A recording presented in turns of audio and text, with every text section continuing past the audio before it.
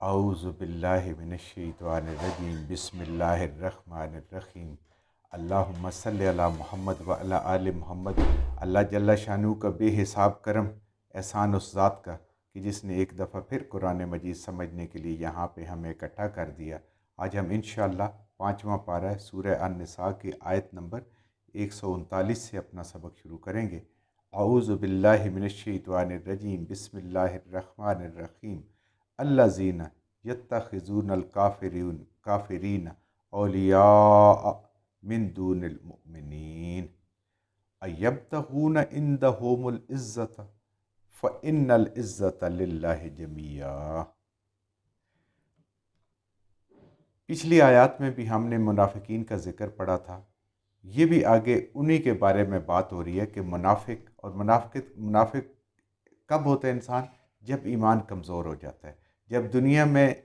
دل زیادہ لگتا ہے، دنیا کی محبت زیادہ ہوتی ہے، دنیا کے مال سے زیادہ محبت ہوتی ہے، تو انسان دنیا کی طرف کھنچتا ہے اور پھر وہ دین سے دور ہوتا چلا جاتا ہے۔ تو انہی لوگوں کا ذکر چل رہا ہے، الذین، یہ جو منافق لوگ ہیں، یتخذون الکافرون، یتخذون بناتے ہیں، پکڑتے ہیں، الکافرین کافروں کو، اللہ کے نافرمانوں کو، اللہ کے نبی صلی اللہ علیہ وآلہ وسلم کے نافرمانوں کو، مسلمانوں کے دشمنوں کو اولیاء، دوست۔ اب دیکھیں منافق کی نشانیاں اللہ تعالیٰ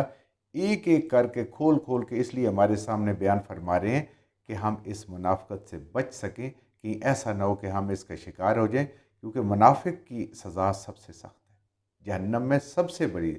عذاب علیم ہر جگہ اس کے لیے ہے، دردناک عذاب ہے، صرف عذاب نہیں ہے، دردناک عذاب۔ تو اللہ فرما رہے ہیں کہ یہ منافقت کی نشانی یہ ہے، منافق لوگوں کی نشانی یہ ہے کہ وہ کافروں کو، اللہ کے نافرمانوں کو دوست بناتے ہیں۔ کیوں؟ دنیا کا فائدہ حاصل کرنے کے لیے، کہ ادھر سے بھی فائدہ ملے، ادھر سے بھی فائدہ ملے۔ منافق ہوتا ہی وہ ہے کہ جو کسی کا بھی دوست نہیں ہوتا، وہ کسی کا بھی اپنا نہیں ہوتا۔ تو منافقین کا انجام اس لیے بہت برا ہے، اللہ تعالیٰ اس انجام سے انسانوں کو ڈرا رہے ہیں۔ اور منافقت کہاں سے انسان جنم لیتی ہے؟ کہتے ہیں کہ منافقت جو ہے وہ مصلحت سے جنم لیتی ہے، یعنی جہاں بھی انسان حق کی بات نہیں کرتا، حق کا ساتھ نہیں دیتا، مصلحت کا شکار ہو جاتا ہے، تو وہاں سے منافقت جنم لیتی ہے۔ اور منافقت ہی انسان کو دوسروں کو دھوکہ دینے پہ، تاکہ اپنے مفاد حاصل کر سکے، اپنے اس کو فائدے مل سکیں، وہ ان کو دھوکہ دیتا ہے صرف دنیاوی فائدے کے لیے۔ تو یہ منافق لوگ ہیں جو کافروں کو دوست بنا لیتے ہیں، من دون المؤمنین، ایمان والوں کو چھوڑ کے۔ ایمان والے ایمان والوں کے دوست ہوتے ہیں، کافر کافر کے دوست ہوتے ہیں۔ جو دونوں کا دوست ہوتا ہے وہ منافق ہوتا ہے، کیونکہ اس نے ادھر سے بھی فائدہ لینا ہے دنیا کا، ادھر سے بھی فائدہ لینا ہے۔ اب اللہ فرما رہے ہیں کہ یہ ایسا کیوں کرتے ہیں منافق لوگ؟ ایبتغون عندہم العزت، کیا یہ تلاش کرتے ہیں کہ ان کافروں کے ساتھ دوستی رکھ کے ان کو عزت مل جائے گی، ان کو کوئی معاشرے میں مقام مل جائے گا، دنیا میں کوئی مقام مل جائے گا، یا انہیں کوئی مرتبہ مل جائے گا، یا ان کا غلبہ ہوگا، یہ تلاش کرتے ہیں۔ عزت ایسی چیز ہے کہ دنیا میں ہر انسان اس کا متلاشی ہے، ہر انسان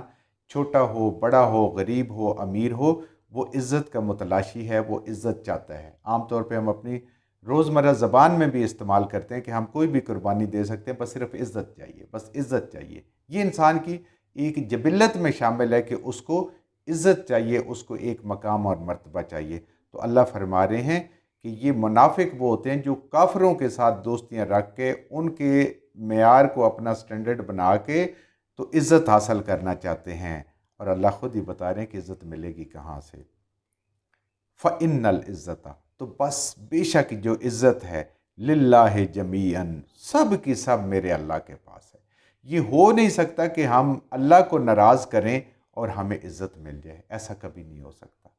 یہ وقتی طور پہ شاید کسی کو محسوس ہو، لیکن اللہ کو ناراض کر کے ذلت ہی ذلت ہے۔ تو اس لیے بجائے اس کے کہ انسان لوگوں کو خوش کرے، کبھی مسلمانوں کو خوش کرے، کبھی کافروں کو خوش کرے، کبھی ایک کو نہ ناراض کرے، سچی بات نہ کر سکے، یہ ناراض ہو جائے گا، وہ ناراض ہو جائے گا، اس کو نہیں کہہ سکتا، یہ ایمان کی کمزوریوں میں سے، اللہ تعالی ہمیں اس سے بچائے۔ تو بجائے اس کے کہ وہ لوگوں کو خوش کرے، ایک اللہ کو خوش کر دیں، تو اللہ کے پاس عزت کے خزانے، وہ دنیا میں عزت دے دے گا۔ عزت ساری کی ساری میرے اللہ کے پاس ہے، اور یہ کبھی ہو نہیں سکتا کہ عزت اس کو ملے جو رب کو ناراض کرے، نہیں، جو رب کو راضی کرے گا اس کو عزت ملے گی۔ اور تاریخ بھی اٹھا کے دیکھیں، پوری تاریخ گواہ ہے، کبھی بھی کسی غدار کو عزت نہیں ملی، نہ کافر عزت دیتے ہیں اور نہ اپنے عزت دیتے ہیں۔ انگریز یہی کہا کرتے تھے نا، جنہوں نے برے صغیر میں مسلمانوں نے غداری کی ہے، کہ آپ اپنوں کے نہیں ہیں تو آپ ہمارے کیسے ہو سکتے ہیں۔ کو ان کو جاگیریں بھی دیں، ان کو دولت بھی دی، ان کو عہدے بھی دیے، لیکن کبھی ان پہ اعتبار نہیں کیے، کبھی ان پہ عزت نہیں، ان کو عزت نہیں دیے، کبھی ان کو مقام نہیں دیا۔ مقام انہی کو ملا جو اللہ سے ڈرنے والے ہیں، جو کسی اصول پہ قائم ہے، ایک طرف لگے ہوئے ہیں، جس طرف بھی وہ ہیں۔ وقد نزلہ، اور بے شک نازل کیا ہے، علیکم، تمہارے اوپر، نبی کریم صلی اللہ علیہ وسلم پہ اور ایمان والوں کے اوپر اللہ فرما رہے ہیں کہ بے شک ہم نے نازل کیا ہے، اے ایمان والو، اے مومنو، تمہارے اوپر ایک حکم، فی الکتاب، اپنی کتاب میں، کس میں؟ قرآن مجید میں۔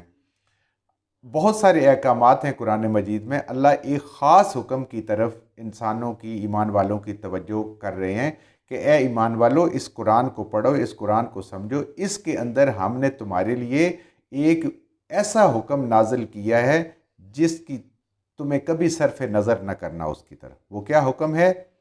ان اذا، یہ کہ جب، سمعتم، سنو تم، یعنی اے ایمان والو جب یہ تم سنو، آیت اللہ، اللہ کی آیات کا، اس قرآن کا، اللہ کے حکموں کا، نبی کریم صلی اللہ علیہ وسلم کے احکامات کا، سنت کا، جب تم سنو،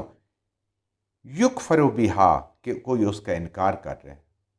اس کو انکار کر رہے ہیں، کوئی ایسی محفل ہے جس میں بیٹھ کے لوگ ایسی باتیں کر رہے ہیں کہ اللہ کے حکموں کا انکار کر رہے ہیں، نبی کریم صلی اللہ علیہ وسلم کی سنتوں کا انکار کر رہے ہیں کہ اس کی ضرورت نہیں ہے، یہ نہیں ہے، وَيُسْتَعْزِئُ بِهَا، اور اس کا مذاق اڑا رہے ہیں،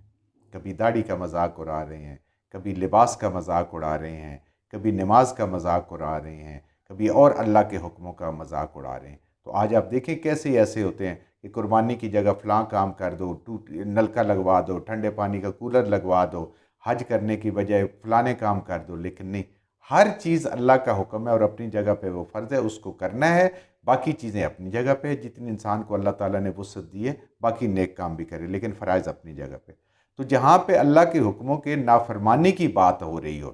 دین کا مذاق اڑایا جا رہا ہو، اللہ کے حکموں کا مذاق اڑایا جا رہا ہو، نبی کریم صلی اللہ علیہ وآلہ وسلم کی سنتوں کا مذاق اڑایا جا رہا ہو، تو اللہ فرماتے ہیں کہ اے ایمان والو، قرآن کے اندر ہم نے تمہارے لیے یہ حکم نافذ کر دیا ہے، یہ حکم جاری کر دیا ہے کہ جب بھی کسی ایسی محفل میں تم ہو، کسی ایسے انسان کے ساتھ ہو کہ جہاں پہ ان کی آیات کا مذاق اڑایا جا رہا ہے اور ان کا انکار کیا جائے، فَلَا تَقْعُدُوا مَعَهُمْ، ایسی محفل میں کبھی بھی نہ بیٹھو۔ اب ہوتا کیا ہے، دیکھیں کتنی حکمت کی بات ہے،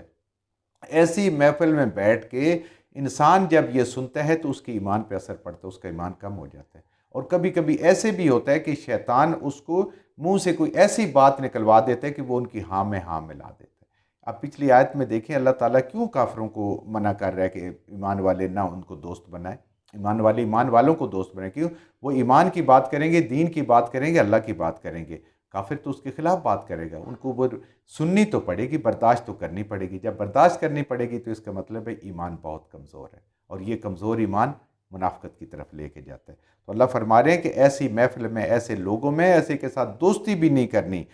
بالکل نہیں، فلا تقعدوا، ہرگز مت بیٹھنا ان کے ساتھ، ان لوگوں کے ساتھ، حتیٰ، یہاں تک کہ یخوضوا، کہ وہ بات کرنا شروع کر دیں، یعنی اس موضوع کو چھوڑ کے وہ بحث کریں، بات کریں، فی حدیث غیر، کوئی اور بات،